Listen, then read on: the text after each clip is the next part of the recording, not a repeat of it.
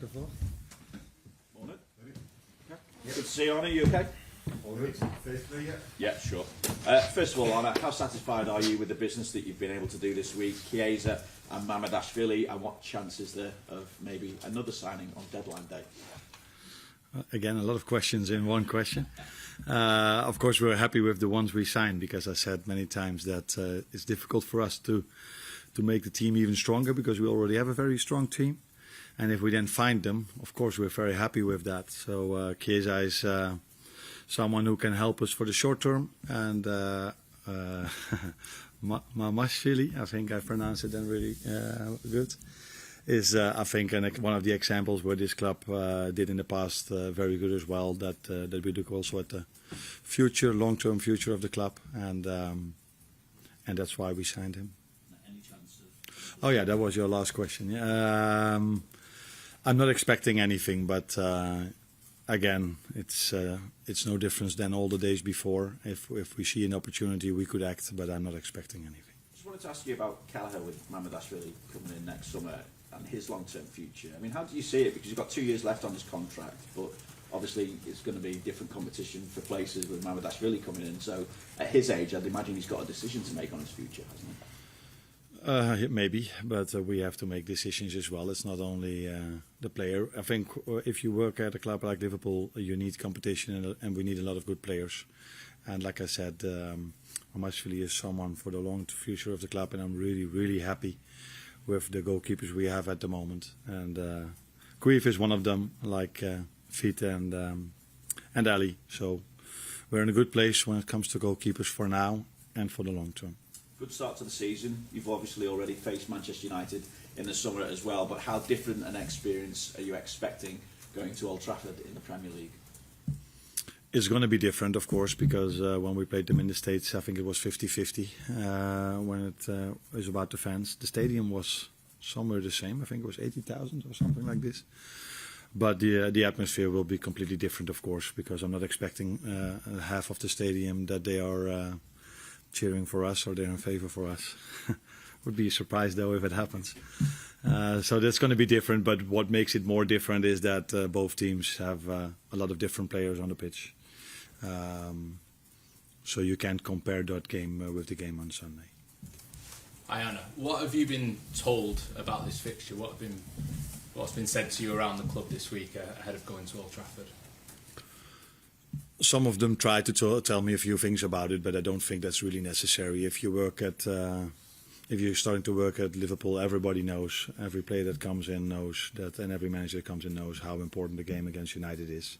It's similar to when you work at Feyenoord, how big the game against Ajax is. So people tell you, of course, but it's not really necessary, because if you follow the game of football, which I do, for a long time, you know the importance of Liverpool against United or United against Liverpool. Obviously 2 Dutch managers in charge. You've already met Eric, both in your home country, but then in pre-season too. How would you describe your relationship with him? As good and as normal as the relationship you have with many other managers. So Eric, René Haken and Ruud van Nistelrooy have joined him, and the relationship with the both of them is also the same as with Eric. I would call that very good, because we respect, all of us respect each other a lot because of what these managers did at their former clubs. And they've been successful, all 3 of them, at the clubs they worked at in the past. So there's a good good relationship between us. Friends? No friends. No.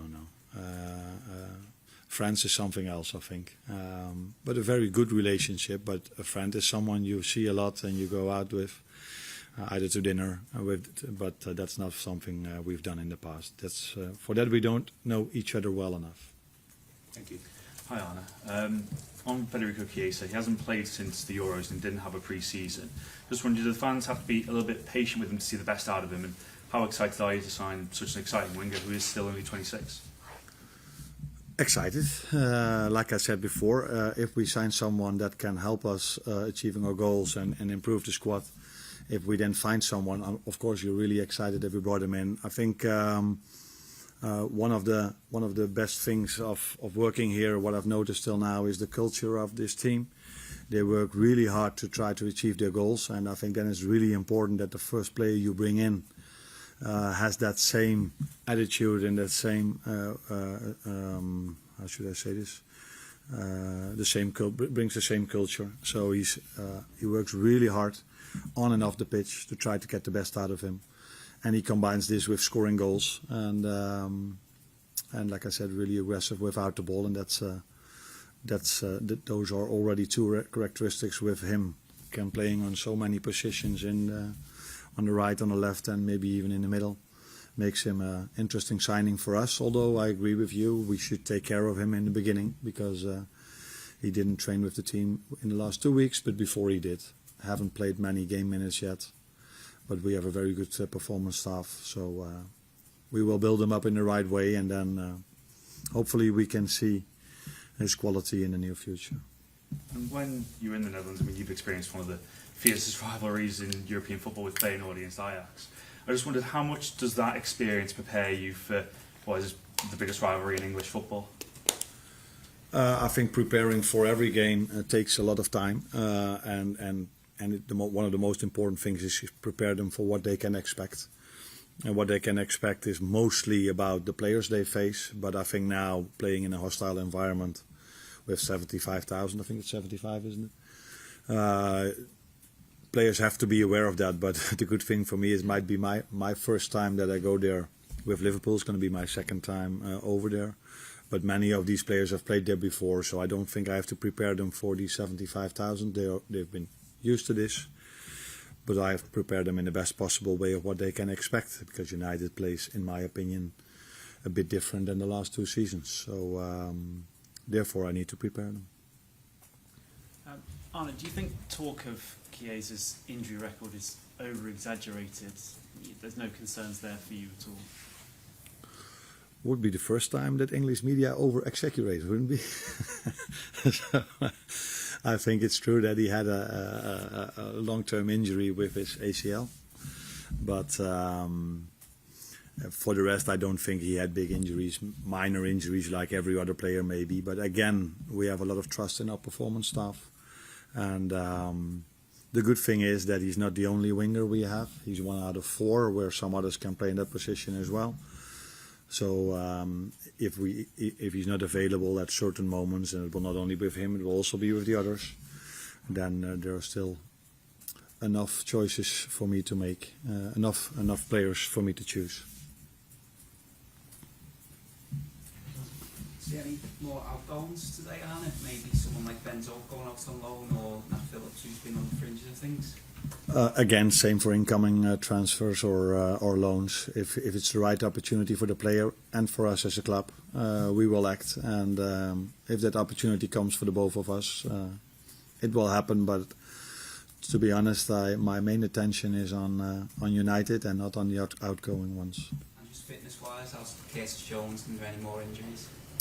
At the moment, there are not any other injuries except for Curtis Jones, and he will not train with us today. So for the rest, will train with us today.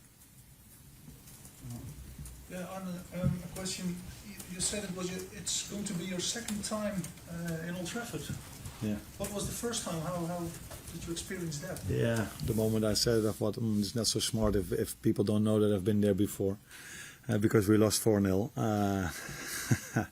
with one of my former clubs in the, I think it was the Europa League when Ole Gunnar Solskjaer was still there. So that wasn't the best experience, but it's also although we had a very good team back then with AZ Alkmaar at home, we played 0-0 against them. I think I have a better team now to go to Old Trafford, but you cannot compare, of course, anything. And one question about in Holland, when we talk to trainers, managers who worked here, Van Gaal, Hiddink, Ten Hag, they all say the same, that they were surprised about the fact that in England there's always pressure on the ball. If you play United, if you play Yeovil Town, doesn't matter. Of course, you're only a short period here, but can you see what they experienced? I'm not sure if they said this or meant this. What I see is maybe not that there's always pressure on the ball. Not every team has a high press, most of them do, though, but not every team has. But the physicality of the league is much higher than we are used to in Holland. So if you even in Holland you face the number of 10 to 18, then there's a lot less physicality. But when we played Ipswich, the first half, they conceded a few yellows who were maybe close to, in Holland, it would have maybe been a red card. That's a bit exaggerated, so I get used to the English media. But like I said, it's much harder to win against the number 10 to 18 than it is in Holland if you are Ajax or Feyenoord or PSV. Mark, James? Well. Last one. All right, Harvey Elliott hasn't really featured much this season. What's the plan with him and his game time? Like all the others, it's the same. I think the disadvantage for some of them without having a lot of playing time is that we only have one game a week, so we don't have to manage game time in that perspective. Harvey came in 10 minutes, so that's not a lot, but he, like some others as well that are not playing, have a lot of competition. That's also one of the reasons why we only brought in one player, because we think we have a lot of good players and we already have a lot of competition. And Harvey will get, in my opinion, a lot of playing time if he keeps doing what he does at the moment, work really hard, show his quality when he comes in, and he already showed his quality in pre-season. But he's in competition at this moment. If you look at the player who's playing on his position, it's Dom Szoboszlai, who's done well in the first two games as well. So it's a luxury to have the choice between the two of them. You're welcome.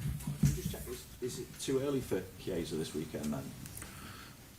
He's going to train with us today, but there's a bigger chance that he's not in the squad for Sunday than he is. But if injuries might come up in the upcoming 2 days, we might need him. But I don't expect him to be in. But I cannot guarantee that. Yeah.